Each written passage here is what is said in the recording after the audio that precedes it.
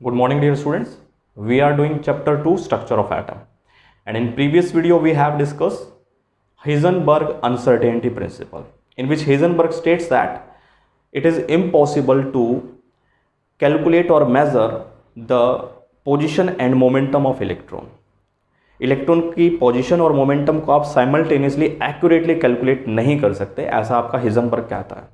उससे पहले आपने पढ़ा डी ब्रोगली कंसेप्ट, जो ये कहता है कि मैटर भी ड्यूअल नेचर रखता है। आपका मैटर पार्टिकल नेचर तो रख रहा था, लेकिन साथ में वो वेव नेचर भी रखता है। तो ये दो कंसेप्ट आने के बाद जो बोर मॉडल ऑफ एटम हमने पढ़ा था, वो उसको एक्सेप्ट करना काफ़ी मुश्किल हो गया, तो क्योंकि उसके अंदर कुछ लिमिटेशंस ऐसी आ गई थी।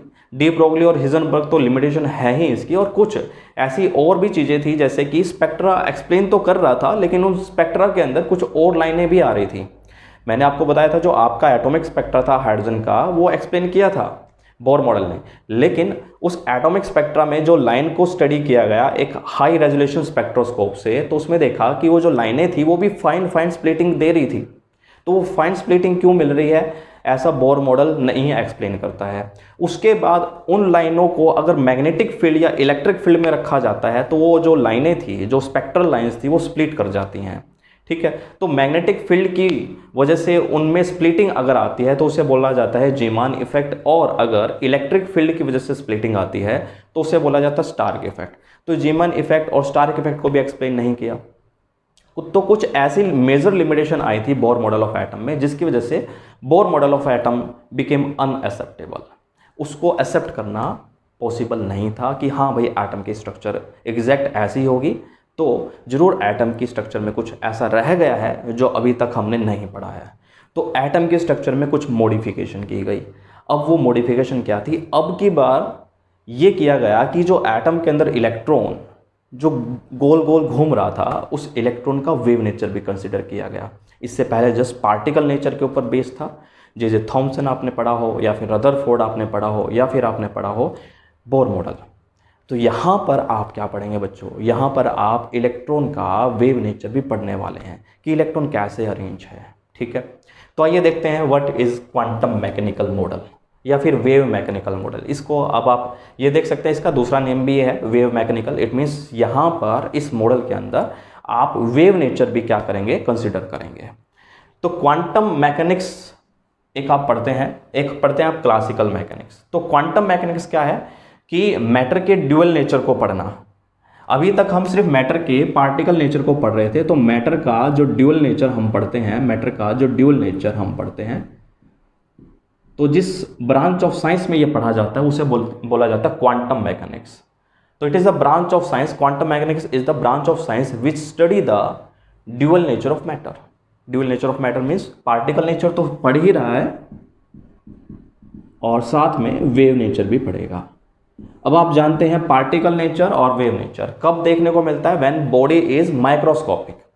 जब आपके पास जो भी पार्टिकल है दैट इज माइक्रोस्कोपिक है तो आपको वेव नेचर देखने को मिलेगा।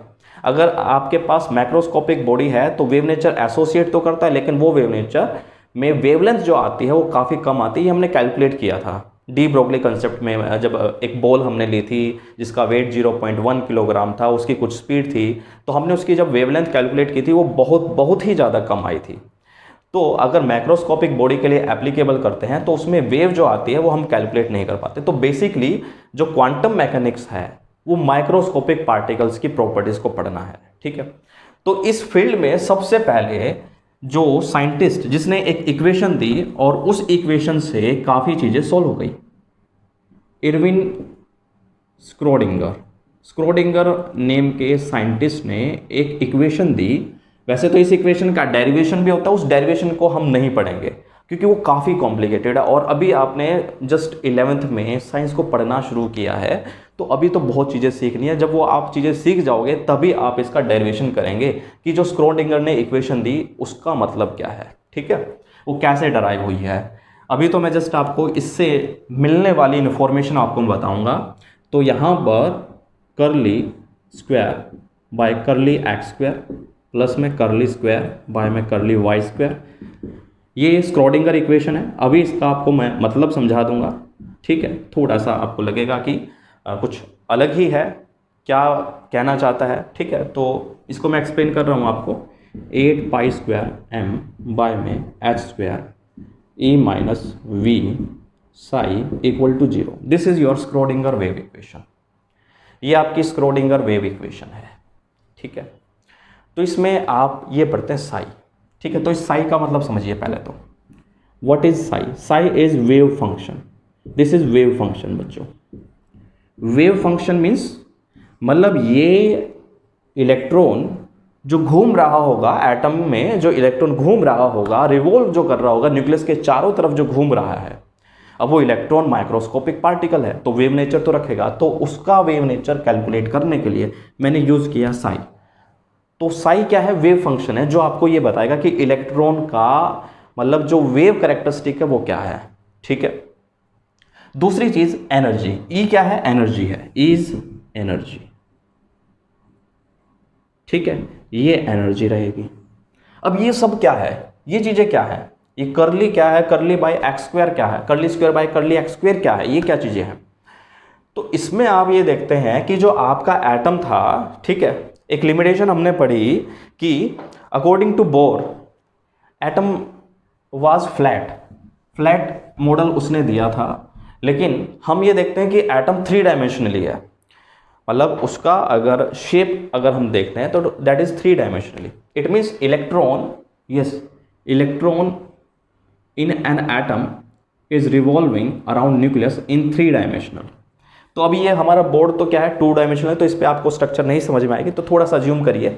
मान लीजिए ये जो मेरे पास है ये दैट इज न्यूक्लियस, ठीक है। तो इस न्यूक्लियस के चारों तरफ इलेक्ट्रॉन घूम रहा होगा।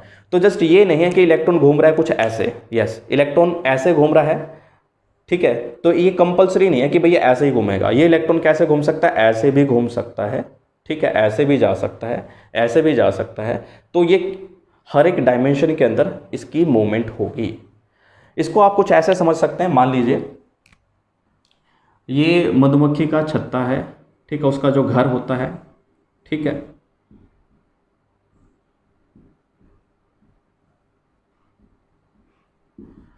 तो हनी भी उसके घर के आसपास कैसे मूवमेंट करती है? कभी देखा है आपने देखा होगा कि वो जो हनी बी होगी कभी इसके नज़दीक आएगी, कभी ऐसे जाएगी, थोड़ा कभी दूर जाएगी, कभी दूसरी डायरेक्शन से आएगी, कभी कैसे, है ना। कभी वो क्या हो रही होगी, जैसे मान लो ये उसका घर है तो वो कभी ऐसे यहाँ से फिर नज़दीक आएगी, फिर दूर चली जाएगी, फिर दूसरी डायरेक्शन से आएगी। मतलब अलग अलग जगह से उसकी क्या है? प्रोबेबिलिटी है, ठीक है। मतलब उस मधुमक्खी की, उस हनी बी की अलग अलग प्रोबेबिलिटी है इसके घर के चारों तरफ की, कि वो भाई यहाँ भी मिल सकती है, वो यहाँ भी हो सकती है, यहाँ भी हो सकती है, यहाँ भी हो सकती है, यहाँ भी हो सकती है। तो कुछ इसी तरीके से इलेक्ट्रॉन न्यूक्लियस के चारों तरफ होता है, ठीक है। देखो ये बात तो बिल्कुल क्लियर हो चुकी थी भाई, इलेक्ट्रॉन एक सर्कुलर ऑर्बिट में घूम रहा है, इसी में घूमेगा और इसका वेलोसिटी ये होगा, इसका पाथ ये होगा। ये तो अनएक्सेप्टेबल हो चुका था, क्योंकि आप एग्जैक्ट पोजीशन इलेक्ट्रॉन की नहीं कैलकुलेट कर सकते, उसका इलेक्ट्रॉन का एग्जैक्ट मोमेंटम भी कैलकुलेट नहीं कर सकते। ये आपको हिजनबर्ग बता चुका है। तो इसका मतलब अब यहाँ पे जो इलेक्ट्रॉन की पोजीशन की बात होगी या इलेक्ट्रॉन की मोमेंटम की बात होगी तो प्रोबेबिलिटी में होगी, सर्टेन नहीं होगा भाई, उसकी पोजीशन सर्टेन नहीं होगी। वो क्या होगी? उसके आसपास आपको हो सकता है भाई ये इलेक्ट्रॉन मिल जाए। मतलब मुझे रिजल्ट मिला भाई यहाँ पर, मान लो मुझे रिजल्ट के अकॉर्डिंग मुझे ऐसा दिख रहा है कि इलेक्ट्रॉन मुझे यहाँ मिलना चाहिए, बिल्कुल यहाँ। तो प्रोबेबिलिटी है इस पॉइंट पर मिल जाएगा आपको, इस पॉइंट पर प्रोबेबिलिटी है उस इलेक्ट्रॉन की मिल जाएगा। ये नहीं है कि भाई इसी पॉइंट पर मिलेगा, ठीक है। तो हिजनबर्ग ये कह रहा है प्रोबेबिलिटी मिलेगी आपको। आप ये नहीं कह सकते सर्टेन कि आपका इलेक्ट्रॉन यहीं पर प्रेजेंट है, ठीक है। ये कुछ ऐसे आप सोच लीजिए कि इंडिया पाकिस्तान का मैच स्टार्ट हुआ है, क्रिकेट मैच स्टार्ट हुआ है इंडिया पाकिस्तान का, टॉस हुई भाई, दोनों ने अपना भाई जिसने टॉस जीती उसने ये चूज कर लिया कि उसको बैटिंग करनी है या बॉलिंग करनी है। तो स्टार्टिंग पे कौन कह सकता है कि कौन जीतेगा, इंडिया जीतेगी या पाकिस्तान जीतेगी? नहीं ना। प्रोबेबिलिटी लगा सकते हैं हाँ भाई इंडिया जीत जाएगी, इंडिया का अगर इंडिया के प्लेयर्स की फॉर्म अच्छी चल रही है तो, ठीक है, प्रोबेबिलिटी लगा सकते हैं भाई आज तो इंडिया जीतेगी। वैसे जितनी बार प्रोबेबिलिटी लगाते हैं इंडिया से उतना वो हारती है। जिस दिन आप सोचोगे ना हारने वाली है उस दिन जीत जाएगी। तो प्रोबेबिलिटी बता सकते हो आप कि भाई मैच स्टार्ट होने से पहले भाई मैच कौन जीतेगा, ये प्रोबेबिलिटी हो सकती है भाई इंडिया जीत सकती है। लेकिन ऐसा हर बार नहीं कि भाई इंडिया ही जीतेगी, पाकिस्तान भी जीत जाता है, ठीक है। तो कुछ इसी तरीके से इलेक्ट्रॉन की प्रोबेबिलिटी बताई जाएगी कि इलेक्ट्रॉन यहाँ मिल सकता है आपको, लेकिन ये नहीं चलेगा कि आपने बोला इलेक्ट्रॉन यहाँ मिलेगा तो यहीं पर है वो, ऐसा नहीं चलेगा। ठीक है, तो जो प्रोबेबिलिटी है, इलेक्ट्रॉन की जो प्रोबेबिलिटी है वो आपको इस वेव फंक्शन से पता लगेगी बच्चों, साई से पता लगेगी। तो साई का आप स्क्वायर करते हैं, Sai square of Sai gives the probability of finding an electron, ये आपको इलेक्ट्रॉन को फाइंड करने की प्रोबेबिलिटी बताएगी। साई स्क्वायर जो आपके पास होगा ये आपको इलेक्ट्रॉन की प्रोबेबिलिटी बताएगा। सिंगल साई का कोई यूज नहीं है। ठीक है, सिंगल साई से आपको कोई इंफॉर्मेशन नहीं मिलेगी। हाँ, साई का अगर आप स्क्वायर करते हैं तो आपको इलेक्ट्रॉन की प्रोबेबिलिटी पता लग जाती है। वैसे तो ये डिटेल में पढ़ेंगे, आप आगे पढ़ेंगे, मतलब बहुत साइंस में आगे आप जब जाएंगे बीएससी एमएससी में, तब ये टॉपिक जाके खुलता है, तब आपको पता लगेगा ये इक्वेशन क्या बनी है। तो मैं कोशिश कर रहा हूँ कि आपको इस इक्वेशन का मतलब समझ में आ जाए। तो इस इक्वेशन से आपको ये पता लग रहा है बच्चों कि इलेक्ट्रॉन की एनर्जी क्या होगी, इलेक्ट्रॉन की इंटेंसिटी, इलेक्ट्रॉन की प्रोबेबिलिटी क्या होगी। ठीक है, तो जो ये साई स्क्वायर है, इस साई स्क्वायर से इंटेंसिटी पता लगेगी, इंटेंसिटी ऑफ इलेक्ट्रॉन, कि भाई कहाँ पर इलेक्ट्रॉन की इंटेंसिटी मैक्सिमम है। जहाँ पर इंटेंसिटी ऑफ इलेक्ट्रॉन मैक्सिमम होगा वहाँ पर हम ये कह सकते हैं इलेक्ट्रॉन वहाँ पर मिल सकता है। ठीक है, जैसे अभी लॉकडाउन चल रहा है, मुझे किसी बच्चे को सर्च करना है, भाई एक बच्चा है ऑनलाइन क्लास में नहीं आता है और उसका नंबर नहीं लग रहा है और मुझे उससे कांटेक्ट करना है, तो मैं क्या करूँगा, मैं उसके घर पर जाऊँगा, क्योंकि मैक्सिमम प्रोबेबिलिटी ये है कि वो अपने घर पर मिलेगा लॉकडाउन में। ठीक है ना, मैक्सिमम प्रोबेबिलिटी यही है। तो ये आपको साई स्क्वायर मैक्सिमम प्रोबेबिलिटी देगा कि भाई इलेक्ट्रॉन यहाँ पर मिल सकता है। ठीक है, अब ये क्या है, curly square by curly x square. तो ये आपका ये कहता है भाई आपका जो एटम है वो 3D है। ठीक है, तो 3 डायमेंशनल में जब आप चलते हैं बच्चों, 3 डायमेंशनली आप इसको सोचिए, इसको अज्यूम करिए भाई आपके एटम में 3 डायमेंशन, भाई ये एक्स एक्सिस, ये वाई एक्सिस, ये जेड एक्सिस। अब भाई इलेक्ट्रॉन है, इलेक्ट्रॉन को आप ये थोड़ी ना कह सकते हो भाई ये सिर्फ एक्स पे ही चलेगा, ये वाई पे भी हो सकता है, जेड पे भी हो सकता है। तो यहां से आपको ये पता लगेगा, यहां से इस फंक्शन से आपको ये पता लगेगा what is the probability of electron on x axis. भाई मान लो ये न्यूक्लियस है, ठीक है, ऐसे मैं चलता हूं, this is your x axis, तो इस डायरेक्शन में इलेक्ट्रॉन की प्रोबेबिलिटी कहां पर होगी, ठीक है, वो मुझे यहां से पता लगेगी। अब इलेक्ट्रॉन सिर्फ एसी डायरेक्शन में थोड़ी ना होगा, वो तो वाई डायमेंशन में भी हो सकता है, वाई जेड एक्सिस पे भी हो सकता है। ठीक है, जेड एक्सिस पे भी हो सकता है। तो यहां से इनसे आपको ये पता लगेगा मैक्सिमम इलेक्ट्रॉन की प्रोबेबिलिटी क्या है। अलग अलग क्या करेंगे, एक्सिस पर देखेंगे। ठीक है, तो बेसिकली साई और एनर्जी आप कैलकुलेट कर सकते हो किससे, स्क्रोडिंगर वेव इक्वेशन से। ठीक है, एविन स्क्रोडिंगर ने दिया था इसको 1926 में। ठीक है, अब इस इक्वेशन को आप दूसरे फॉर्म में भी राइट कर सकते हैं, थोड़ा सा मुश्किल रहेगा लेकिन कोशिश करेंगे उसको समझाने की। Yes, this equation is also written in another form,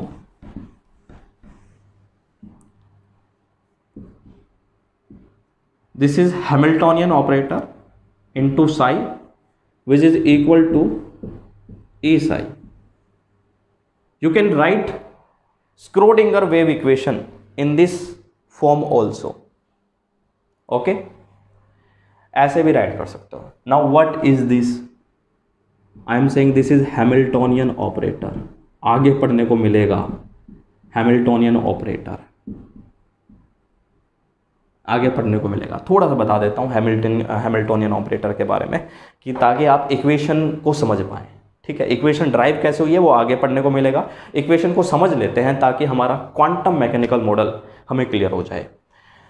तो ये एक ऑपरेटर है, ये एक मैथमेटिकल ऑपरेटर है जो किसी फंक्शन के ऊपर लगता है तो उससे आपको अनदर फंक्शन मिल जाता है।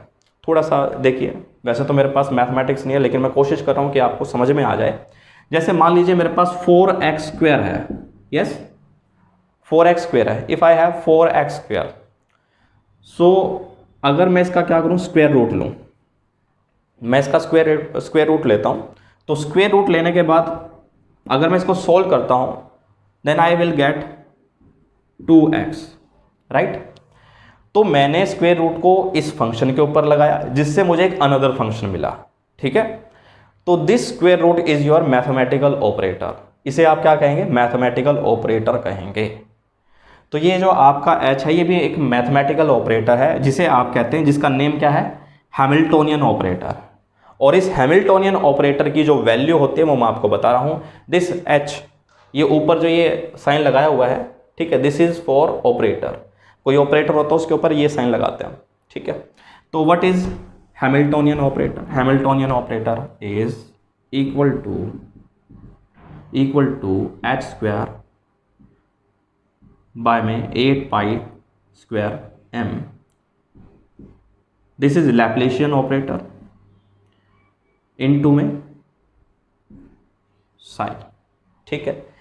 ये आपके h की वैल्यू रहेगी बच्चों, this is your Hamiltonian operator. Sorry, यहां पर प्लस में साइन तो ऊपर लगाई हुआ है, प्लस में v रहेगा, ठीक है। तो ये आपके h की वैल्यू है, ठीक है। और इसमें ये जो इसे बोलेंगे Laplacian operator which is equal to, yes, which is equal to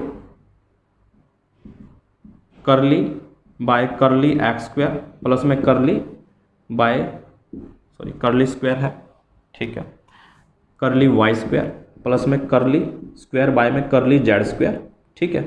तो ये आपका इसके बराबर होगा, ठीक है। तो जब आप लैप्लेशियन ऑपरेटर की वैल्यू यहाँ पुट करेंगे, ये पुट करने के बाद आपके पास ये वैल्यू तो आ ही रही है, तो जब आप इसे पुट करेंगे यहाँ पर, जब आप इसे यहाँ पर पुट करेंगे तो आपके पास यही इक्वेशन बन के आ जाएगी, यस, यही इक्वेशन बन के आ जाएगी आपके पास, ठीक है। तो ये जनरल सी बातें हैं, ठीक है। तो हमें मेनली क्या देखना, हमें मेनली इस इक्वेशन से ये देखना कि मुझे रिजल्ट क्या मुझे मिल रहा है, मुझे क्या इन्फॉर्मेशन मिल रही है। तो मैं आपको कह रहा हूँ कि आपको दो इन्फॉर्मेशन मिल रही है बेटा। आपको एक तो मिल रहा है साई वेव फंक्शन, जिसका स्क्वायर करने से मुझे ये मिल जाता है कि इलेक्ट्रॉन की प्रोबेबिलिटी कहाँ पर है, हाँ, इलेक्ट्रॉन कहाँ पर मिलेगा, ठीक है। दूसरी बात कि उस इलेक्ट्रॉन की एनर्जी क्या होगी, ये भी मैं कैलकुलेट कर लेता हूँ इस इक्वेशन से, ठीक है। और ये जो मैं कैलकुलेट करूँगा ये क्या होगी, प्रोबेबिलिटी होगी, ये एक्यूरेट वैल्यू नहीं होगी, दिस इज प्रोबेबिलिटी। प्रोबेबिलिटी भाई हो सकता है भाई यहाँ पर मिल सकता है आपको, अब वो प्रोबेबिलिटी कितनी होगी, 90% होगी, ठीक है भाई। 10% तो फिर भी रह गया कि भाई मैं ये कह रहा हूँ मैंने जो वैल्यू कैलकुलेट की है मेरे अकॉर्डिंग भाई 90% इलेक्ट्रॉन यहाँ पर मिलेगा। मान लो ये रूम क्या है, एक एटम है और उस एटम के अंदर इलेक्ट्रॉन घूम रहे हैं, या फिर मान लो इस रूम के अंदर मैं इलेक्ट्रॉन हूँ, ठीक है। तो इस स्क्रोडिंगर वेव इक्वेशन से मेरी प्रोबेबिलिटी फाइंड आउट की, साई स्क्वायर फाइंड आउट किया, तो मैं कहाँ पर मिलूंगा, ऑफकोर्स बोर्ड के सामने मिलूंगा। बोर्ड के पीछे तो मैं कुछ काम करूंगा नहीं, या मोबाइल के पीछे कुछ काम नहीं करूंगा, राइट। तो ये मेरी क्या कर रहा है, प्रोबेबिलिटी दे रहा है, ठीक है। अब ये प्रोबेबिलिटी कितनी है, 90% है भाई। 10% हो सकता है मैं इधर उधर चला जाऊँ, हो सकता है क्या हो जाए, वीडियो चेक करना पड़ता है कि भाई वीडियो ठीक चल रही है नहीं चल रही है, वीडियो कहीं स्टॉप तो नहीं हो गया, तो पीछे बैक में जाना पड़ता है। तो उस वक्त क्या हो सकता है, उस वक्त मैं आपको यहाँ पर नहीं मिलूंगा, यस। तो आपको यहाँ से स्क्रोडिंगर वेव इक्वेशन से आपको प्रोबेबिलिटी पता लगेगी बच्चों, ठीक है। प्रोबेबिलिटी पे चलेगा अब सारा काम, ठीक है, कि भाई यहाँ पर हो सकता है, ये एनर्जी हो सकती है, ठीक है। तो ये कहता है कि जब हाइड्रोजन की बात की जाती है, हाइड्रोजन एटम में तो एक ही इलेक्ट्रॉन है, हाइड्रोजन एटम में तो एक ही इलेक्ट्रॉन है, तो उसकी तो ये एग्जैक्ट वैल्यू निकाल लेता है कि भाई ये आपके इलेक्ट्रॉन, हाइड्रोजन एटम में इलेक्ट्रॉन की एनर्जी ये होगी और उसका भाई पोजीशन ये होगा। लेकिन जब ये बात करता है मल्टी इलेक्ट्रॉन में, तो सब बिल्कुल प्रोबेबिलिटी पर चलेगा कि भाई यहाँ भी हो सकता है, यहाँ भी हो सकता है। तो देखिए जब हम साई स्क्वायर करके, यस, साई स्क्वायर करके जब हम पिक्चर देखते हैं, यस, अब मैं इसको रफ कर रहा हूँ बेटा, वैसे तो बस इसका आपको एक बार लिखना है, आपको ये पता होना चाहिए स्क्रोडिंगर वेव इक्वेशन क्या है, ठीक है। इसको ड्राइव करने का तरीका नहीं समझना है भाई, ये कैसे कैसे आया है, ठीक है, इतना हम नहीं करेंगे, ठीक है। जस्ट हम इससे निकलने वाली इंफॉर्मेशन को पढ़ते हैं। तो अब हम इस स्क्रोडिंगर वेव इक्वेशन का सॉल्यूशन जब हम करते हैं, then I will get the probability of electron which is moving around the nucleus.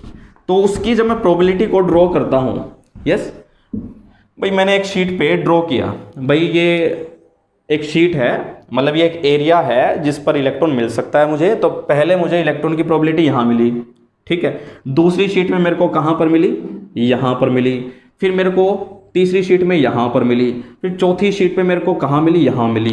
तो मैंने ऐसे कर कर कर करके क्या किया, इलेक्ट्रॉन की प्रोबेबिलिटी देखी अलग अलग बार, अलग अलग टाइम पे। तो ये पाया जब इन सारे पिक्चर को सुपर इम्पोज किया, भाई इस पिक्चर को इसके ऊपर रख दिया, इसको इसके ऊपर रख दिया, इसको इसके ऊपर रख दिया, तो एक मेरे पास पिक्चर क्या बनी कि भाई इलेक्ट्रॉन है ना सबसे ज़्यादा यहाँ पर है पहले तो, क्योंकि यहाँ पर सबसे ज़्यादा डॉट्स है, सबसे ज़्यादा डॉट्स यहाँ पर थे। फिर थोड़ा सा जब डिस्टेंस इंक्रीज हुआ ना तो डॉट्स तो अब भी मिल रहे हैं लेकिन थोड़े से कम मिल रहे हैं। यस समझिए इस चीज़ को बेटा कि जो आपका इलेक्ट्रॉन है उस इलेक्ट्रॉन की मैं प्रोबेबिलिटी निकाल रहा हूँ। तो मुझे क्या देखने को मिला, मुझे भाई न्यूक्लियस के जो सबसे नज़दीक डिस्टेंस है उसमें इलेक्ट्रॉन के मिलने की प्रोबेबिलिटी सबसे ज़्यादा मिली, और जैसे जैसे मैं दूर गया इलेक्ट्रॉन के मिलने की प्रोबेबिलिटी क्या हो गई, कम होगी। तो वो आपको इस पिक्चर से मिल रहा होगा, भाई यहाँ पर तो डॉट्स ज़्यादा हैं, यहाँ पर तो मतलब ज़्यादा प्रोबेबिलिटी है, और इससे थोड़ा सा आगे जाएंगे तो प्रोबेबिलिटी कम हो जाएगी। मतलब इलेक्ट्रॉन यहाँ पर पा सकता है, मिल सकता है आपको, लेकिन ज़रूरी नहीं है, ठीक है। मतलब होगा तो उसकी प्रोबेबिलिटी कम होगी। तो यहाँ पर मैं क्या करता हूँ, मैक्सिमम 90% तक प्रोबेबिलिटी लेके चलता हूँ। भाई यहाँ तक मान लो, इस रीजन तक मान लो बेटा, यहाँ तक इस रीजन तक 90% प्रोबेबिलिटी मिल रही है मुझे इलेक्ट्रॉन की, ठीक है। इसके बाद भी इलेक्ट्रॉन की प्रोबेबिलिटी है, लेकिन वो प्रोबेबिलिटी क्या है, लेस देन 10% है। तो मैं उसको इग्नोर कर देता हूँ, मैं उसको नेग्लेक्ट कर देता हूँ। तो अब जब मैं ऐसा देखता हूँ कि भाई ये रीजन जहाँ पर इलेक्ट्रॉन की प्रोबेबिलिटी 90% है, ये रीजन बेटा, ये स्पेस, ठीक है, the space in which probability of electron, yes beta, probability of an electron is maximum,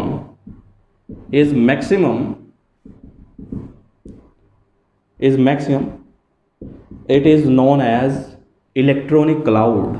yes ये बेटा बहुत बार यूज होगा, ये वर्ड बहुत बार यूज होगा, आगे ना ध्यान से इसको समझना है, ठीक है। इलेक्ट्रॉनिक क्लाउड या इलेक्ट्रॉन क्लाउड भी बोल सकते हैं आप, ठीक है, इलेक्ट्रॉन क्लाउड भी बोल सकते हैं, ठीक है। तो ये इलेक्ट्रॉन क्लाउड क्या है, क्लाउड मतलब बादल, बादल फैला हुआ होता है, यस, ठीक है। तो इसी तरीके से आपका इलेक्ट्रॉन फैला हुआ है। भाई इलेक्ट्रॉन लोकलाइज तो है नहीं, इलेक्ट्रॉन तो डीलोकलाइज है, मूवमेंट चल रही है उसकी, कॉन्टिन्यूसली मूवमेंट चल रही है। तो उससे उसकी जो प्रोबेबिलिटी है भाई यहाँ से यहाँ तक, ठीक है, इस एरिया के अंदर, तो इस एरिया को ही क्या बोल दिया, इलेक्ट्रॉनिक क्लाउड बोल दिया। भाई इलेक्ट्रॉन का घर है ये, यस, ये इलेक्ट्रॉन का पूरा घर है। ये इलेक्ट्रॉन यहाँ पे भी मिल सकता है, यहाँ भी, यहाँ भी, यहाँ भी, यहाँ भी। तो जहाँ तक कि इसकी 90% प्रोबेबिलिटी है, उस एरिया को मैंने नाम दे दिया इलेक्ट्रॉनिक क्लाउड, कि भाई इलेक्ट्रॉन यहाँ पर रहता है, ये उसका एरिया है। जैसे एक शेर का एरिया होता है ना, कि भाई शेर है, एक जंगल के अंदर शेर रहता है, तो उसका एक एरिया है पर्टिकुलर, ठीक है। उस एरिया के आगे दूसरे शेर का एरिया आ जाता है, ठीक है। अब जंगल में तो आप जा नहीं सकते, तो अपने मोहल्ले में ही देख लो, ठीक है, अपनी कॉलोनी में देख लो, अपने सेक्टर में देख लो। भाई अलग अलग कुत्तों का अलग अलग एरिया होता है। भाई दूसरा कुत्ता अगर मान लो दूसरे एरिया में चला गया तो क्या करना शुरू कर देता है, लड़ाई करना शुरू कर देता है ना। तो ये एक एरिया है, ठीक है, जिसके अंदर इलेक्ट्रॉन की प्रोबेबिलिटी क्या है, 90% है। तो इस 90% प्रोबेबिलिटी वाले एरिया को मैं क्या नाम दे रहा हूँ, इलेक्ट्रॉन क्लाउड नाम दे रहा हूँ, ठीक है। क्लियर है, यस, यस बेटा, इज इट क्लियर, ओके। अब यहां से बच्चों, यहां से क्या आपको इंफॉर्मेशन मिलेगी, यहां से आप क्या इंफॉर्मेशन निकालने वाले हो, यहां से हम बोलने वाले हैं कि इलेक्ट्रॉन अलग अलग डायरेक्शन में अलग अलग कैसे घूम रहा होगा। भाई इलेक्ट्रॉन मैंने बोला ना लोकलाइज तो है नहीं, इलेक्ट्रॉन तो यहाँ पर, यहाँ पर, यहाँ पर डिफरेंट ओरिएंटेशन के अंदर, यस, डिफरेंट ओरिएंटेशन के अंदर घूम रहा होगा। हाँ, जैसे आप अपने घर पे ये थोड़ी ना अपने रूम पे बैठ के पढ़ ही रहे होगे, कभी आप किचन में जाते हो, कभी आप छत पे जाते हो, कभी आप अलग अलग कोने में जहाँ पर आपको रेंज मिलती है इंटरनेट की, वहाँ पर आप जाते होगे, ठीक है। तो अलग अलग ओरिएंटेशन के अंदर इलेक्ट्रॉन मिलता है, ठीक है। तो उस स्पेसिफिक एरिया को क्या कहते हैं आप, एटॉमिक ऑर्बिटल कहते हैं, एटॉमिक ऑर्बिटल कहते हैं। तो यहाँ से आप कंसेप्ट पढ़ते हैं एटॉमिक ऑर्बिटल का, यस, एटॉमिक ऑर्बिटल। और जो आपका साई था ना, साई, अब साई से तो पोजीशन पता लगती है, ये साई का स्क्वायर करते हैं तभी तो आपको पोजीशन पता लगती है। तो साई को बोला जाता है orbital wave function, yes, orbital wave function बोला जाता है बच्चों, ऑर्बिटल वेव फंक्शन। मैं कोशिश कर रहा हूँ बेटा आपको ये इक्वेशन समझ में आ जाए, इससे निकलने वाला रिजल्ट आपको समझ में आ जाए, आपके दिमाग में ये पिक्चर क्लियर हो जाए कि एटम में क्या है, कैसे है, ठीक है। तो जो साई है उसे बोला जाता है ऑर्बिटल वेव फंक्शन। ऑर्बिटल, भाई साई से आपको इलेक्ट्रॉन की प्रोबेबिलिटी पता लगती है, इलेक्ट्रॉन जहां पर जिस एरिया में प्रेजेंट है उसे एटॉमिक ऑर्बिटल बोला जाएगा। अब डिफरेंट डिफरेंट क्या हो सकते हैं, उसकी ओरिएंटेशन हो सकती है, भाई यहां पर भी मिलेगा, यहां पर भी मिलेगा, तो उस बेसिस पर डिफरेंट डिफरेंट एटॉमिक ऑर्बिटल्स हो सकते हैं। तो नंबर ऑफ एटॉमिक ऑर्बिटल्स आपको मिलते हैं एटम के अंदर, ठीक है, उनको आगे पढ़ेंगे। वो एटॉमिक ऑर्बिटल्स के नेम मैं आपको बता देता हूं, जैसे एटॉमिक ऑर्बिटल आपको पढ़ने को मिलेगा एस, पी, डी, एफ, ये सब आप पढ़ेंगे आगे। शेप्स ऑफ एटॉमिक ऑर्बिटल भी हम पढ़ेंगे आगे, ठीक है। एफ से भी आगे चलते हैं, जी, एच, ये आगे समझाऊंगा मैं आपको, क्वांटम नंबर का टॉपिक जब हम करेंगे तो तब आपको मैं समझाऊंगा। तो यहाँ से एक तो आपको समझना है इलेक्ट्रॉन क्लाउड क्या है, फिर आपको समझना है एटॉमिक ऑर्बिटल क्या है। अब फिर हम ये देखते हैं भाई आपका जो स्क्रोडिंगर वेव इक्वेशन से ये जो क्वांटम मैकेनिकल मॉडल बना है, ये क्वांटम मैकेनिकल मॉडल में इलेक्ट्रॉन जहाँ पर प्रेजेंट है उसे आप बोल रहे हैं एटॉमिक ऑर्बिटल। अब बोर में आपने कुछ अलग पढ़ा था, बोर में पढ़ा था सर्कुलर पाथ्स के अंदर इलेक्ट्रॉन मिलेगा, तो उन सर्कुलर पाथ को नाम दिया गया था ऑर्बिट का। तो ऑर्बिट और ऑर्बिटल में क्या डिफरेंस है, ऑर्बिट और ऑर्बिटल में क्या डिफरेंस है। तो ऑर्बिट तो आपका क्या है, सर्कुलर है, जिसमें इलेक्ट्रॉन क्या है, घूम रहा है, यस। इसके मैं पॉइंट राइट कर देता हूं ताकि आपको क्लियर हो जाए कि what is the difference between orbit and orbital, okay. देखिए बेटा, तो देखिए बच्चों, ये है ऑर्बिट और ऑर्बिटल की प्रॉपर्टीज। तो इनके बीच में डिफरेंस समझते हैं। मतलब जो ऑर्बिट का कंसेप्ट दिया था आपने पढ़ा है, बोर मॉडल ने दिया था, ठीक है, और ऑर्बिटल का जो कंसेप्ट है वो हमारा क्वांटम मैकेनिकल मॉडल दे रहा है। तो देखिए दोनों में डिफरेंस क्या है। और ऑर्बिटल डिस्कस करने से पहले एटॉमिक ऑर्बिटल जो मैंने आपको बताया, it is the 3 dimensional space around the nucleus. Nucleus के चारों तरफ 3 डायमेंशनल स्पेस होगा, within which the probability of finding an electron is maximum, right? And which electron, भाई जो आपका इलेक्ट्रॉन होगा उसकी कुछ एनर्जी भी होगी, गिवन इलेक्ट्रॉन की जो एनर्जी है उसके बेस पर उसकी प्रोबेबिलिटी, ठीक है। तो अलग अलग इलेक्ट्रॉन की अलग अलग एनर्जी होती है, ठीक है, और उसके अकॉर्डिंग उसकी अलग अलग प्रोबेबिलिटी भी आएगी, और उसके अकॉर्डिंग उसका अलग अलग एटॉमिक ऑर्बिटल बन जाता है, ठीक है। तो देखिए ऑर्बिट और ऑर्बिटल में क्या डिफरेंस है। ऑर्बिटल आपका क्या होगा, it is well defined circular path. Circular path होगा, ऐसे गोल गोल घूम रहा था, ठीक है। हमने पढ़ा था भाई जब हम बोर मॉडल पढ़ रहे थे तो उसमें क्या था, ये गोल गोल फ्लैट टाइप सा सर्कुलर पाथ था। लेकिन ऑर्बिटल में क्या है, इट इज 3 डायमेंशनली, ठीक है। एटम के चारों तरफ 3 डायमेंशनली क्या हो सकता है, 3 डायमेंशनली क्या हो सकता है, ठीक है। एरिया हो सकता है, स्पेस हो सकता है जिसके अंदर इलेक्ट्रॉन मिलेगा आपको, ठीक है। It represents the planar motion. Planar motion means electron ऐसे प्लेनरली क्या कर रहा है, मूव कर रहा है, ठीक है। लेकिन यहां पर इलेक्ट्रॉन क्या होगा, 3D मोशन रखेगा, मतलब अलग अलग एक्सिस में मूव करेगा, ठीक है। All orbits are circular and disc like. जितने आपके ऑर्बिटल्स है वो सर्कुलर हैं, ठीक है। पहला ऑर्बिट वो भी गोल, दूसरा ऑर्बिट वो भी गोल, तीसरा ऑर्बिट वो भी गोल, तो सर्कुलर हैं और डिस्क लाइक है, ठीक है। डिस्क लाइक मीन्स फ्लैट है। लेकिन यहां पर जो डिफरेंट ऑर्बिटल्स होंगे उनकी डिफरेंट शेप होगी। आप यहां पर ऑर्बिटल्स पढ़ने वाले हो, एस ऑर्बिटल पढ़ने वाले हो जो कि आपको स्फेरिकल मिलेगा, यस। आगे मैं आपको समझाऊंगा इस चीज को। पी आप पढ़ेंगे which is dumbbell shape, D आप पढ़ेंगे डबल डम्बल शेप, और वैसे एफ नहीं पढ़ते हैं लेकिन मैं आपको बता देता हूं, एफ इज ट्रिपल डम्बल, ठीक है, ट्रिपल डम्बल शेप। तो यहां पर अलग अलग ऑर्बिटल की अलग अलग क्या होगी, शेप होगी, ठीक है। इन शेप को भी डिस्कस करेंगे। Orbits do not have directional property, orbits की डायरेक्शनल प्रॉपर्टी नहीं होगी, लेकिन जो आपका ऑर्बिटल होगा उसकी जरूर डायरेक्शनल प्रॉपर्टी होगी। सिर्फ एक्सेप्शन यहाँ पर रहेगा एस जो कि स्फेरिकल होता है, उसको छोड़ के बाकी जितने ऑर्बिटल्स हैं उनकी डायरेक्शनल प्रॉपर्टी है।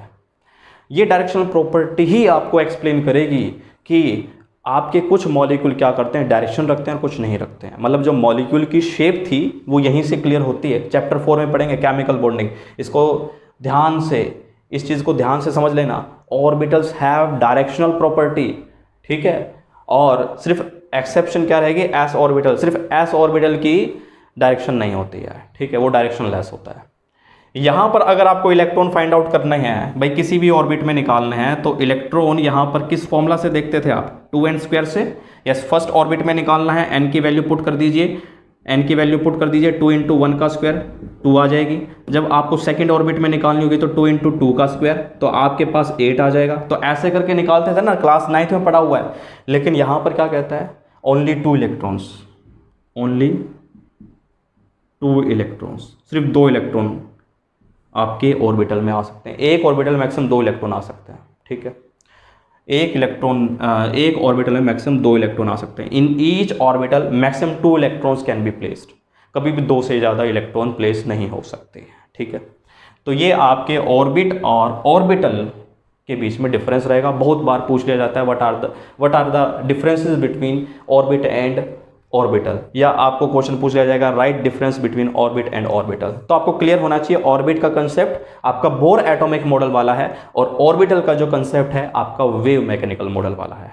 अब इसके बाद हम क्या करेंगे, इंपॉर्टेंट फीचर्स देखेंगे आपके क्वांटम मैकेनिकल मॉडल की, ठीक है। तो आइए क्वांटम मैकेनिकल मॉडल के फीचर्स की बात करते हैं, ठीक है।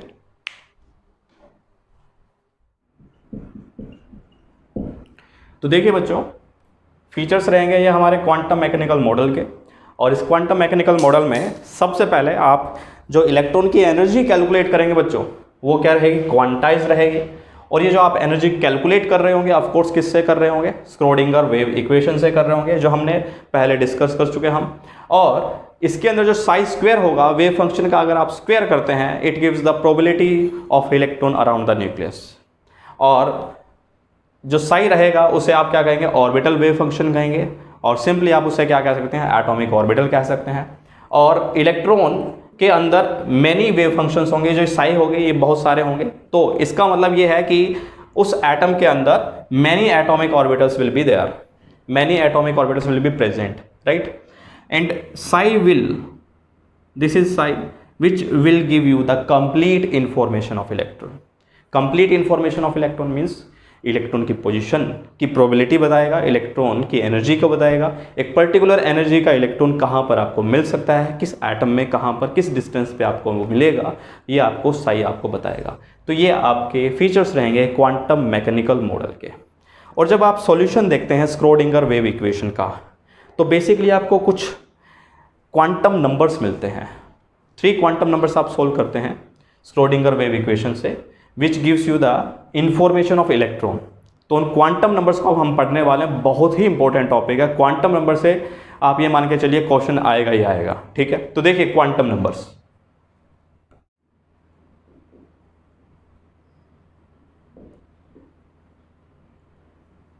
यस बेटा, क्वांटम नंबर में सबसे पहला जो क्वांटम नंबर आप पढ़ेंगे that is principal quantum number. Principal quantum number, जो सबसे पहला आप क्वांटम नंबर पढ़ेंगे, प्रिंसिपल क्वांटम नंबर। दूसरा आप पढ़ेंगे एजीमुथल क्वांटम नंबर।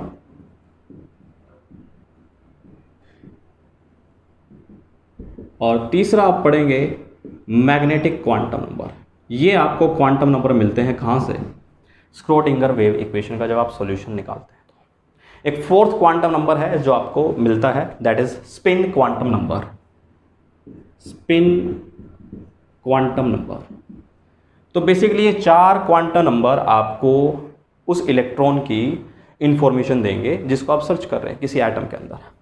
जैसे मान लीजिए अगर मुझे सर्च करना है किसी पर्सन को, तो उसका मुझे नेम पता होना चाहिए, वो कहाँ रहता है उसका एड्रेस पता होना चाहिए। मान लीजिए भाई मुझे सर्च करना है राम नाम के बंदे को, ठीक है, राम नाम का एक पर्सन है, उसे मुझे सर्च करना है, तो मुझे पता होना चाहिए वो कहाँ रहता है। हाँसी में रहता है। हाँसी में पर्टिकुलर किस कॉलोनी के अंदर, किस एरिया के अंदर वो रहता है, मुझे वो पता होना चाहिए। फिर उस एरिया के अंदर मुझे पता होना चाहिए कि उसका हाउस नंबर क्या है। फिर हाउस नंबर मतलब हाउस में पहुंचने के बाद भाई हो सकता है वो नीचे रहता हो, ठीक है, ग्राउंड फ्लोर पे रहता हो, या फिर फर्स्ट फ्लोर पे रहता हो, या सेकंड फ्लोर पे रहता हो। तो बेसिकली इलेक्ट्रॉन का एड्रेस बताने वाले हैं आपको, इलेक्ट्रॉन का एड्रेस आपको बताने वाले हैं ये 4 क्वांटम नंबर। इससे आपको ये इन्फॉर्मेशन मिलती है, ठीक है। तो आइए देखते हैं प्रिंसिपल क्वांटम नंबर क्या है। ये आपका पहला क्वांटम नंबर है, मेन क्वांटम नंबर है। तो इसे आप क्या कहते हैं, principal quantum number which is represented by n। Principal quantum number जिसे आप किससे रिप्रेजेंट करते हैं बेटा, represented by n, and it will give you the information of shells. ये आपको इंफॉर्मेशन देगा शेल्स के। ये शेल्स क्या हैं? देखिए बेटा, न्यूक्लियस आपने पढ़ा, न्यूक्लियस के चारों तरफ इलेक्ट्रॉन होंगे किसी भी एटम में। ये आपका न्यूक्लियस है, ठीक है, ये एटम का न्यूक्लियस है। और इस न्यूक्लियस के चारों तरफ क्या मिलेगा आपको, इलेक्ट्रॉन मिलेगा। तो जो उसका लेवल रहेगा भाई 90% तक आपको यहाँ तक इस रीजन, इस स्पेस के अंदर इलेक्ट्रॉन मिल सकता है। तो दिस इज शेल। ये पूरा जो ये गोल चक्कर होगा, जो 3 डायमेंशनल ये गोल चक्कर होगा, that is shell. And shell की इंफॉर्मेशन आपको कहाँ से मिलेगी? यस, क्वांटम नंबर से मिलेगी। And its value will be 1, 2, 3, 4, 5, right? When value of n is equal to 1, it means this shell is known as K shell. If value is 2, then it is L. If value is 3, then it is M. If value is 4, then it is N. If value is 5, then it is O. 6 होगी P आ जाएगा, P आ जाएगा, 7 होगी Q आ जाएगा, ठीक, ऐसे चलेगा। तो ये अलग अलग क्या होंगे, रीजन्स होंगे, स्पेस होंगे जो इस न्यूक्लियस के चारों तरफ होगा, ठीक है। तो शेल आपको क्वांटम नंबर जो आपका पहला है, प्रिंसिपल क्वांटम नंबर है, वो आपको क्या प्रोवाइड करेगा, किसकी इंफॉर्मेशन प्रोवाइड करेगा कि किस कोई पर्टिकुलर एनर्जी का इलेक्ट्रॉन किस शेल में प्रेजेंट है, ठीक है। भाई अलग अलग इलेक्ट्रॉन होंगे, अलग अलग एनर्जीज के साथ होंगे। तो इस पर्टिकुलर एनर्जी का जो इलेक्ट्रॉन है वो आपको पहले शेल में मिलता है, या फिर दूसरे शेल में मिलता है, या फिर तीसरे शेल में मिलता है, या फोर्थ शेल में मिलता है, ठीक है। ये आपको इन्फॉर्मेशन देता है आपका प्रिंसिपल क्वांटम नंबर, ठीक है। बहुत ही सिंपल है, शेल की इन्फॉर्मेशन देगा, ठीक है। इसके बाद आप पढ़ते हैं azimuthal quantum number. Second quantum number is azimuthal quantum number. ये आप पढ़ते हैं बेटा, azimuthal quantum number. Now what is azimuthal quantum number? इसकी जो वैल्यू होती है, एजीमुथल क्वांटम नंबर की जो वैल्यू होती है, वो आप n की वैल्यू से निकालते हैं। It is represented by l, small l से आप इसे रिप्रेजेंट करते हैं, and its value is equal to n-1। Simply n में से जो आपका प्रिंसिपल क्वांटम नंबर होगा उसमें से आप 1 माइनस कर देते हैं, तो आपके पास you get the value of l, and l is your azimuthal quantum number. तो ये क्या इंफॉर्मेशन आपको प्रोवाइड कराएगा? यस, ये आपको इंफॉर्मेशन देगा सब शेल्स की इंफॉर्मेशन देगा। अब ये सब शेल्स क्या होते हैं? देखिए, मान लीजिए शेल आप एक तरीके से मान के चले, शेल्स मतलब ये मान लीजिए शेल क्या है भाई, एक घर है, ठीक है, और घर के अंदर क्या होंगे, कमरे होंगे। तो कमरों को आप क्या ले सकते हैं, सब शेल्स कह सकते हैं कि भाई घर है, उस घर के अंदर कमरे हैं, रूम्स हैं, ठीक है, तो उन रूम को हम क्या करें, सब शेल्स कह रहे हैं। एटम है, ठीक है, एक घर की तरह है, उस एटम के अंदर अलग अलग कमरे होंगे, उस घर के अंदर अलग अलग कमरे होंगे, उन कमरों को हम क्या कह रहे हैं, सब शेल्स कह रहे हैं। और वो सब शेल्स मुझे कैसे पता लगेंगे, एजीमुथल क्वांटम नंबर से पता लगेंगे, ठीक है। हम सिर्फ इन्फॉर्मेशन ले रहे हैं, ये कैसे आए हैं इनको अभी हम नहीं पढ़ रहे हैं, ठीक है। इन्फॉर्मेशन ले रहे हैं बस क्वांटम नंबर से कि क्या क्या मुझे पता लग जाएगा इलेक्ट्रॉन के बारे में। तो जब n की वैल्यू 1 होगी तो l क्या होगा, 0 होगा, राइट। तो जब l की वैल्यू 0 होती है तो उसे हम कहते हैं s, ठीक है, उसे हम क्या कहेंगे, s सब शेल कहेंगे बच्चों। यस, s सब शेल कहेंगे, ठीक है। अब जो आपका l वैल्यू अगर 1 आ जाता है इट मीन्स p, उसके बाद अगर 2 आ जाता है तो उसको कहते हैं d, और अगर 3 आ जाता है तो उसको कहते हैं f। अगर 4 आ जाए तो G, उसके बाद 5 आ जाए तो H, ठीक है। ऐसे आपके पास ये सब शेल्स मिलते हैं, ठीक है। तो बेसिकली क्या होता है, मतलब ये जो S वर्ड बना है वो शार्प से बना है, ठीक है। जो स्पेक्ट्रल लाइन मिलती हैं, शार्प स्पेक्ट्रल लाइन मिल रही है तो S सब शेल, ठीक है। प्रिंसिपल अगर मिल रही है तो स्पेक्ट्रल लाइन के बेसिस पर बताते हैं। P से प्रिंसिपल, D से डिफ्यूज्ड और F से फंडामेंटल, ठीक है।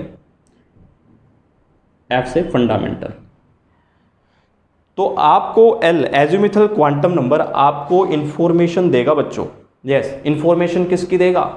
यस, एजिमुथल क्वांटम नंबर आपको इंफॉर्मेशन देगा कि how many subshells, how different type of subshells are present in a particular shell.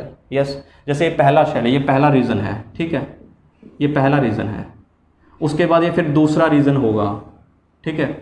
तो इस दूसरे रीजन के अंदर ये भी क्या है, दूसरा जो रीजन है वो भी क्या है, शेल है। इस शेल के अंदर फिर कितने सब शेल होंगे, फिर तीसरा रीजन आएगा, मतलब ये अलग अलग एरियाज आएंगे। तो उन एरियाज़ के जो एरियाज़ हैं, ठीक है, ये जो सर्कुलर जो एरियाज़ हैं, जो 3 डायमेंशनली एरिया है, स्पेस है, उसे आप क्या कह रहे हैं, शेल कह रहे हैं। उस शेल के अंदर आपको पर्टिकुलर क्या मिल सकते हैं, सब शेल मिल सकते हैं। अब सब शेल के अंदर आपको मिलेंगे ऑर्बिटल्स, ठीक है, ऑर्बिटल्स की बात करेंगे। तो ये आपको जो सब शेल की इंफॉर्मेशन मिलेगी, ये आपको किससे मिलेगी बेटा, एजिमुथल क्वांटम नंबर से। अब जो आपका थर्ड क्वांटम नंबर है, फिर मैं आपको इनको रिलेट करके बताऊंगा कि एक बार सबको मैं समझा देता हूँ कि क्या क्या चीज़ें हैं, ठीक है, उसके बाद इनको रिलेट भी करेंगे, ठीक है। तो देखिए, जो आपका थर्ड क्वांटम नंबर है that is magnetic quantum number. Magnetic quantum number जो होगा आपको ये बताएगा how many orbitals are present in a particular subshell. तो इसे आप डिनोट करते हैं m से, ठीक है, and its value will be equal to 2 into L plus में 1। यस, 2 इंटू एल, इसको ऐसे राइट कर लीजिए बस, 2l प्लस 1, ठीक है।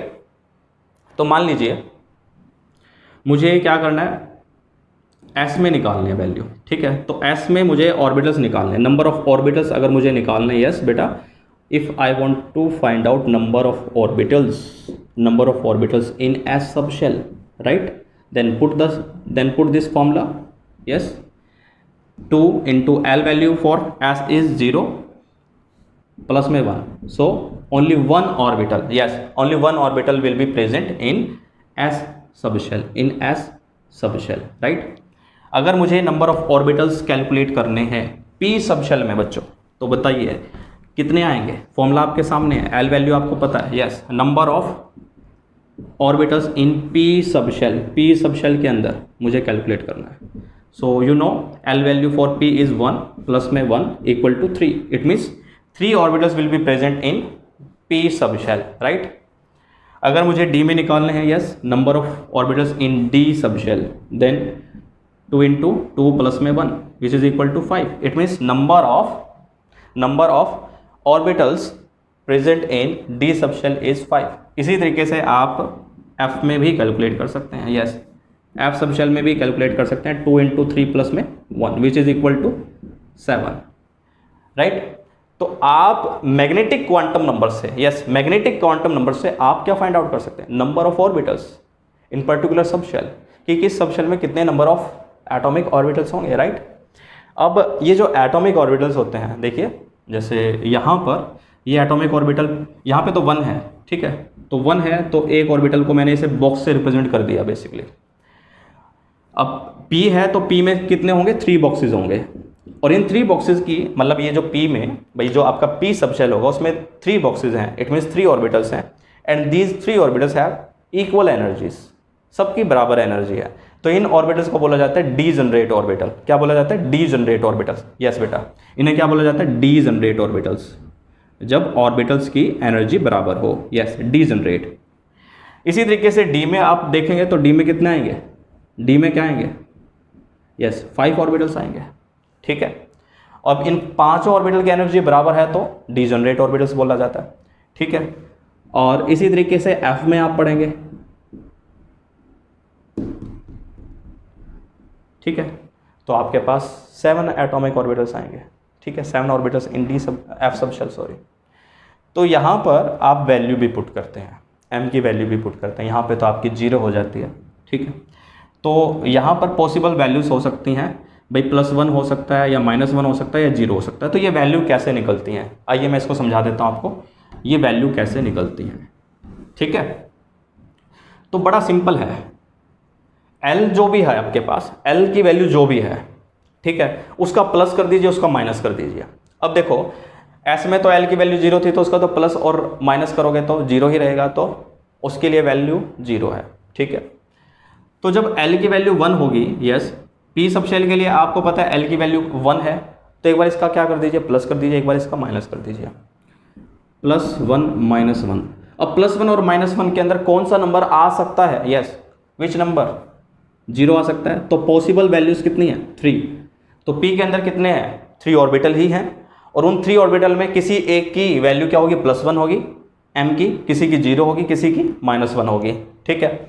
अब इसी तरीके से 2 में अगर L वैल्यू आपके पास 2 है, तो देखिए बच्चों, L वैल्यू अगर आपके पास 2 है तो क्या करना है, सिंपल सा काम करना है, +2 और -2। इनके बीच में पॉसिबल वैल्यूज़ क्या हो सकती हैं, +1 हो सकती है भाई, यहाँ पे -1 हो सकती है, राइट, यहाँ पे 0 हो सकती है।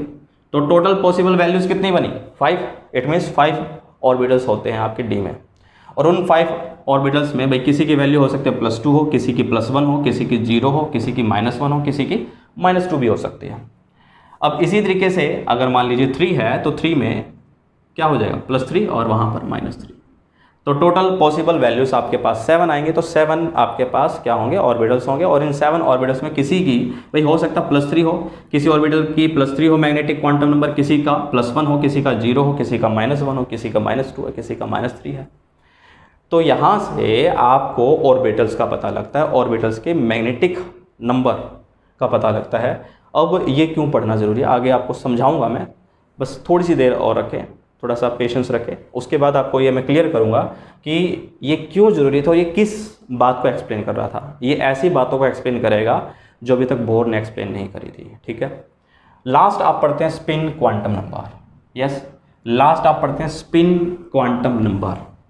अब स्पिन क्वांटम नंबर आपको क्या बताएगा बच्चों, स्पिन क्वांटम नंबर मैंने आपको बताया maximum 2 electrons, yes, maximum 2 electrons can be filled in 1 orbital. भाई ये जो आपके पास ऑर्बिटल है, मतलब इस ऑर्बिटल में मैक्सिमम 2 इलेक्ट्रॉन आ सकते हैं, इस ऑर्बिटल में मैक्सिमम 2 इलेक्ट्रॉन, इसमें 2, इसमें 2, तो P में मैक्सिमम कितने इलेक्ट्रॉन आ सकते हैं, 6। भाई ऑर्बिटल जितने भाई सब शेल के अंदर ऑर्बिटल है उसको मल्टीप्लाई करा दीजिए, किससे, 2 से, you get the maximum electron in S subshell, P subshell, D subshell and F subshell. In S subshell 2 electrons can be filled. In P subshell total 6 electrons can be filled. In D orbital total 10 electrons can be filled. In F orbital, in F subshell sorry, in F subshell total 14 electrons can be filled. ठीक है। And in each orbital electron can move in clockwise direction और anti clockwise direction. देखिए समझिए इस चीज़ को, ये आपको कह रहा है कि एटम में न्यूक्लियस है, न्यूक्लियस के चारों तरफ इलेक्ट्रॉन घूम रहे हैं। तो आप ऐसे सोचिए, मान लीजिए ये न्यूक्लियस है और ये इलेक्ट्रॉन है, ठीक है, ये इलेक्ट्रॉन है। तो इलेक्ट्रॉन कैसे घूम रहा है, एक तो ऐसे घूम रहा है, ठीक है। तो ये जो इसका मोमेंट होता है ये ऑर्बिटल मोमेंट होता है, ऑर्बिटल के अंदर ये मूव कर रहा है। और एक मोमेंट इसका कौन सा होता है कि ये ऐसे नहीं कि बस ये ऐसे घूम रहा है, ठीक है। जैसे अर्थ रोटेट करती है ना अपने सन के चारों तरफ, एक तो अपने एक्सिस पर भी करती है और एक सन के चारों तरफ। तो वो जो चारों तरफ का मोमेंट है इलेक्ट्रॉन का न्यूक्लियस के चारों तरफ, that is orbital angular momentum. और एक होता है इसका स्पिन मोमेंटम, कि अपने एक्सिस पर क्या कर रही है, स्पिन कर रही है। तो ऐसे रोटेट कर रहा है आपका ये इलेक्ट्रॉन, ऐसे रोटेट करता जा रहा है, ऐसे रोटेट करता जा रहा है, यस, ठीक है। तो ये स्पिन क्या हो सकती है भाई, ये जो स्पिन है या तो ये क्लॉकवाइज हो सकती है, यस, या फिर ये एंटी क्लॉकवाइज हो सकती है। भैया तो ये ऐसे रोटेट करे या फिर ये ऐसे रोटेट करे, तो 2 ही तरह की स्पिन हो सकती है। तो अगर क्लॉकवाइज मूव करता है तो +12, अगर एंटी क्लॉकवाइज मूव करता है तो -12। तो किसी भी एक ऑर्बिटल के अंदर मैक्सिमम 2 इलेक्ट्रॉन आ सकते हैं, एक ऐसे करके ऊपर करके दिखा देते हैं और एक ऐसे नीचे करके। तो जो ऊपर करके दिखाते हैं वो क्या होता है आपका, भाई क्लॉकवाइज में घूम रहा है ये, और जो ऐसे नीचे करके दिखाते हैं ये क्या दिखाता है कि क्या घूम रहा है, एंटी क्लॉकवाइज में घूम रहा है। तो जब ये एक क्लॉकवाइज में घूमता है, ये एंटी क्लॉकवाइज में घूमता है, तो इनका मैग्नेटिक फील्ड क्या हो जाता है, कैंसिल हो जाता है। ठीक है, क्योंकि जब कोई चार्ज पार्टिकल मूव करता है तो मैग्नेटिक फील्ड जनरेट होता है, 10th क्लास में पढ़ा हुआ है आपने। तो ये जो आपके इलेक्ट्रॉन है जब ये मूव करेंगे तो मैग्नेटिक फील्ड जनरेट करते हैं। अब ये मैग्नेटिक फील्ड कैंसिल भी हो जाता है। अब देखो एक इलेक्ट्रॉन का इस इलेक्ट्रॉन के साथ मैग्नेटिक फील्ड बना, वो कैंसिल आउट हो गया। ठीक है, तो अगर सारे इलेक्ट्रॉन क्या होंगे, सारे इलेक्ट्रॉन अगर पेयर्ड अप होंगे तो जो आपका सब्सटेंस होगा वो क्या होता है, डायमैग्नेटिक होता है। एक आपने एक्सपेरिमेंट किया होगा, जो मैग्नेट होती है, ठीक है, वो आयरन के साथ स्टिक कर जाती है because iron is paramagnetic, and कुछ सब्सटेंस ऐसे होते हैं which are not attracted by magnetic field, तो उन्हें आप क्या कहते हैं, डायमैग्नेटिक। ठीक है, तो डायमैग्नेटिक किस वजह से होते हैं, क्योंकि उनमें सारे इलेक्ट्रॉन्स क्या हैं, पेयर्ड अप हैं, तो सबका मैग्नेटिक फील्ड एक दूसरे से कैंसिल हो गया। मैग्नेटिक फील्ड है ही नहीं तो अट्रैक्ट कैसे करेगा, यस अट्रैक्ट नहीं कर पाएगा। अगर एक भी इलेक्ट्रॉन बच गया, मान लो यहाँ पर एक इलेक्ट्रॉन है ऐसे, ठीक है, आगे जब इलेक्ट्रॉनिक कॉन्फ़िगरेशन करेंगे तो अब क्लियर होगा आपको कि अगर कोई एक इलेक्ट्रॉन है तो उसकी फील्ड होगी, मैग्नेटिक फील्ड होगी, वो कैंसिल आउट तो नहीं होगी क्योंकि उसकी अपोजिट तो कोई इलेक्ट्रॉन है ही नहीं फील्ड जनरेट करने वाला। तो ऐसा अगर आपको कोई एलिमेंट मिलता है जिसके अंदर इलेक्ट्रॉन अनपेयर्ड रह जाता है तो वो मैग्नेटिक फील्ड दिखाता है, और उन एलिमेंट को या उन सब्सटेंसेस को आप क्या बोलते हैं, पैरामैग्नेटिक सब्सटेंस कहते हैं। ठीक है, तो बेसिकली ये 4 क्वांटम नंबर जो मैंने आपको बताए, principal quantum number, azimuthal quantum number, magnetic quantum number and spin quantum number, ये आपको बताएंगे कि इलेक्ट्रॉन कहाँ पर है। ठीक है, जैसे भाई मान लो n की वैल्यू 1 है, समझिए अब इस चीज़ को। ठीक है, n की वैल्यू 1 है, मान लो मैं कहता हूँ n is 1, l is 0, m is 0 and s is +½ yes. तो इसका मतलब क्या है, ये 4 क्वांटम नंबर मिलने से मतलब ये है कि इलेक्ट्रॉन जो है पहले शेल में प्रेजेंट है, इस शेल के अंदर प्रेजेंट है। पहले शेल में तो सिर्फ s सब शेल होता है, ठीक है, तो उसके लिए l की वैल्यू 0 है, तो उसके लिए m की वैल्यू भी 0 होगी, और उसमें उस ऑर्बिटल में इलेक्ट्रॉन क्या है, +½ है, मतलब क्लॉकवाइज डायरेक्शन में क्या कर रहा है, स्पिन कर रहा है। मतलब पहले वाले शेल में इलेक्ट्रॉन है और वो क्लॉकवाइज मूव कर रहा है। अब इसी तरीके से मान लीजिए n की वैल्यू 2 है, ठीक है, l की वैल्यू 0 है, m की वैल्यू भी 0 होगी, ठीक है, ये आपका -½ है। तो इसका मतलब है देखो, जब n की वैल्यू 2 है तो l की 2 वैल्यू हो सकते हैं बेटा, यस, n की वैल्यू जब 2 होती है तो l की वैल्यू 2 हो सकती है। एक तो क्या करेंगे, n-1 करेंगे तो आपके पास क्या आएगा, 2 - 1 विच इज इक्वल टू 1, तो एक वैल्यू तो 1 आएगी और एक वैल्यू क्या होगी इससे छोटी, मतलब फिर से आप 1 माइनस करेंगे तो l की वैल्यू फिर क्या आ जाएगी, 0। तो इसका मतलब जो सेकेंड शेल होता है उसमें 2 तरह के सब शेल्स होते हैं, एक s सब शेल होता है, एक p सब शेल होता है, यस, समझ में आ रहा है। ठीक है भाई, आपका जो दूसरा शेल होगा उसमें 2 सब शेल आ जाएंगे। अब जब आप तीसरे शेल पे चलोगे तो उसमें कौन कौन से आ जाएंगे, 3 सब शेल आ जाएंगे। जब आप चौथे शेल पे चलोगे तो 4 सब शेल आ जाएंगे। तो सिंपल सी बात है, जो भी प्रिंसिपल क्वांटम नंबर होगा, जो भी n की वैल्यू होगी, n की वैल्यू 1 है तो एक ही सब शेल, n की वैल्यू 2 है तो 2 तरह के सब शेल, अगर n की वैल्यू 3 है तो 3 तरह के सब शेल, अगर 4 है तो 4 तरह के सब शेल प्रेजेंट होंगे। ठीक है, तो ये आपको पता होना चाहिए। अब जैसे मैंने राइट किया 2 0 m 0, मतलब इसका मतलब है इलेक्ट्रॉन मूव कर रहा है, ठीक है, सेकेंड शेल में, यस, सेकेंड शेल में कर रहा है, इस रीजन में क्या कर रहा है, मूव कर रहा है। और किस में मूव कर रहा है, s सब शेल में मूव कर रहा है, क्योंकि आप जानते हैं l की वैल्यू 0 कब होती है, जब s सब शेल हो। ठीक है, तो s सब शेल के ऑर्बिटल में घूम रहा है, और कैसे घूम रहा है, एंटी क्लॉकवाइज घूम रहा है। ठीक है, तो इलेक्ट्रॉन की इंफॉर्मेशन मिलती है इन 4 क्वांटम नंबर से, और प्रिंसिपल क्वांटम नंबर से रिलेटेड है आपका azimuthal quantum number, azimuthal quantum number से आपका रिलेटेड है मैग्नेटिक क्वांटम नंबर। जो आपका स्पिन क्वांटम नंबर वो सेपरेटली निकाला गया है। ठीक है, जो 3 क्वांटम नंबर है, शुरू के जो 3 क्वांटम नंबर है वो तो आपको स्क्रोडिंगर वेव इक्वेशन से मिल जाते हैं। ठीक है, तो ये है आपके क्वांटम नंबर, ठीक है, जो आपको ये बताएंगे इलेक्ट्रॉन कहाँ पर है। अब देखिए, मान लो मैंने ऐसे राइट कर दिया बेटा, यस, मैंने ऐसे राइट कर दिया 3s1, इसका मतलब ये है जो 3 है वो तो आपका क्या है, मेन शेल है, मतलब 3 मतलब भाई तीसरे वाला रीजन है जिसके अंदर इलेक्ट्रॉन मिलेगा, और तीसरे वाले रीजन के किस सब शेल में मिलेगा, s सब शेल में मिलेगा। मतलब n की वैल्यू 3, l की वैल्यू क्या 0, m की वैल्यू आप जानते हैं 0 होगी, और s की वैल्यू क्या होगी, यस, वो हो सकती है +½ भी हो सकती है या फिर -½ भी हो सकती है, डिपेंड करता है वो तो। ठीक है, अब मैं थोड़ी ना उसके एटम के अंदर देखने गया हूँ कि इलेक्ट्रॉन कैसे घूम रहा है, क्लॉकवाइज या एंटी क्लॉकवाइज, ये तो पता लगाया जाता है स्पेक्ट्रोस्कोपी से, ठीक है। अब इसी तरीके से मान लो ऐसे राइट कर दिया बेटा, एस में तो कोई प्रॉब्लम नहीं होती, लेकिन पी में 3 तरह के ऑर्बिटल्स हैं। आपने देखा ना, पी में 3 तरह के ऑर्बिटल्स हैं बेटा, एक पी एक्स है, एक पी वाई है, एक पी जेड है, ठीक है। तो पी में 3 तरह के ऑर्बिटल्स हैं, P X, P Y, P Z. S में एक ही तरह का ऑर्बिटल है तो एस ही राइट करते हैं। पी में 3 तरह के ऑर्बिटल है तो उनको कैसे डिस्टिंग्विश करते हैं, ये भाई इसकी लॉब क्या होगी, एक्स एक्सिस पर होगी, इसकी लॉब वाई एक्सिस पर होगी, इसकी जेड पे होगी।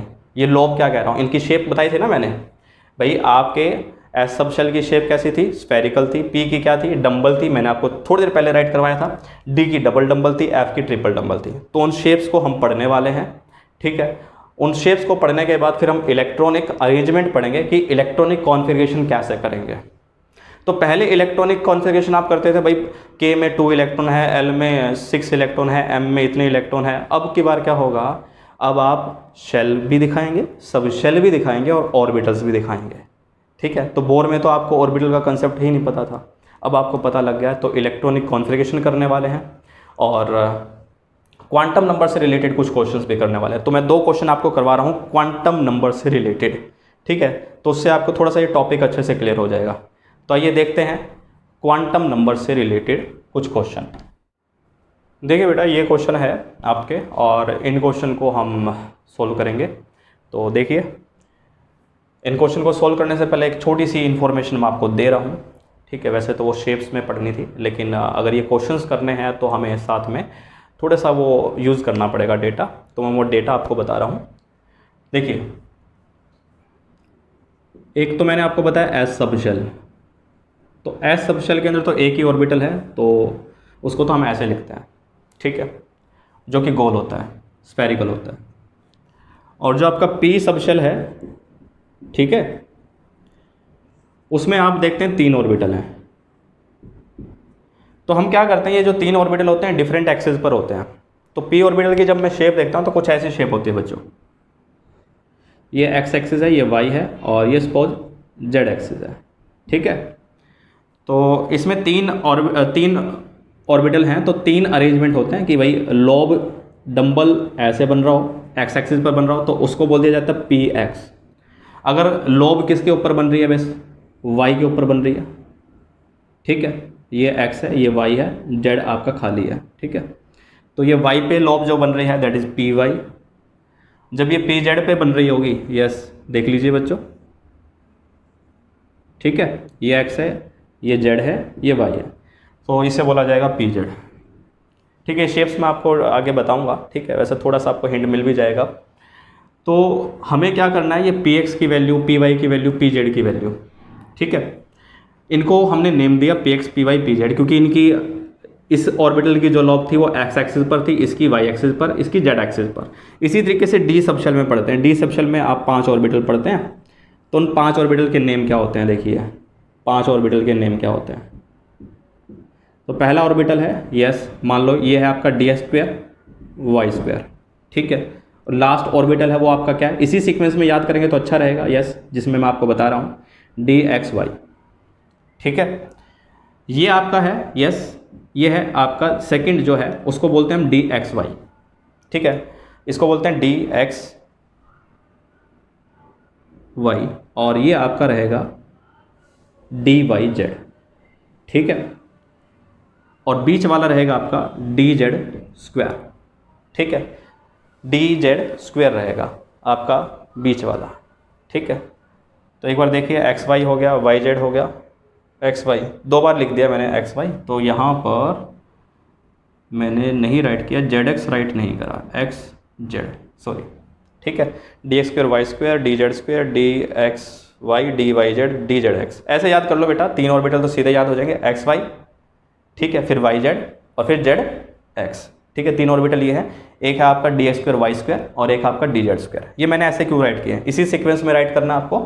और देखो ऊपर वालों के लिए देखो, यहाँ पर इसके लिए m वैल्यू देखो +1 होगी, इसके लिए m वैल्यू +1 होगी, ऊपर राइट कर देता हूँ, m वैल्यू +1 होगी, यहाँ पर -1 होगी, सॉरी इसमें z की होती है 0 और यहाँ पे y राइट कर लीजिए, ठीक है।